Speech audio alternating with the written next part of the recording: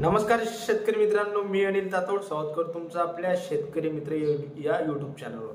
मित्रांनो, सध्या कांदा प्रश्न हा महाराष्ट्रभर पेटलाय आणि आणखीही मित्रांनो हा कांदा येणाऱ्या काळात मोठ्या घडामोडी घडण्याची शक्यता आहे। मित्रांनो, काल अफगाणिस्तानचा सुमारे 200 टन कांदा हा भारतात दाखल झाला।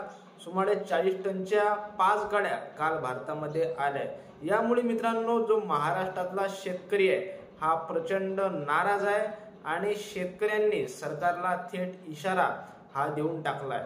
शेतकऱ्यांचं म्हणणं आहे की जर अफगाणिस्तानच्या कांद्यामुळे भारतात कांद्याचे दर जर पडले तर याची किंमत सरकारला विधानसभेच्या निवडणुकीत मोजावी लागणार आहे।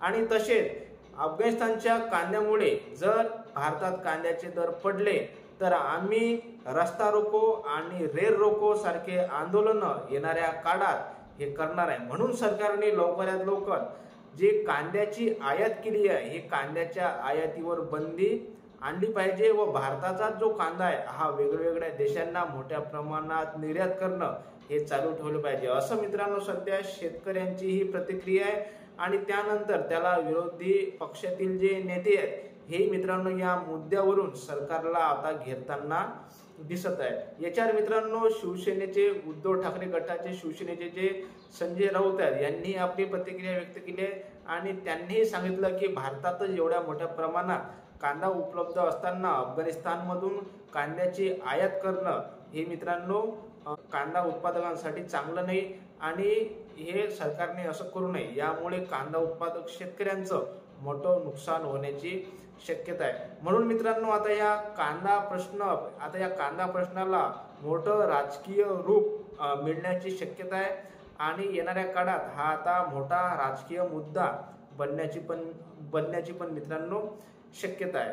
आता कांदा जर मित्रांनो 200 टनच आयात झालेला आहे तर याचं काही एवढं परिणाम हा होणार कांदा बाजारभावावर तर मित्रांनो होणार नाही आहे।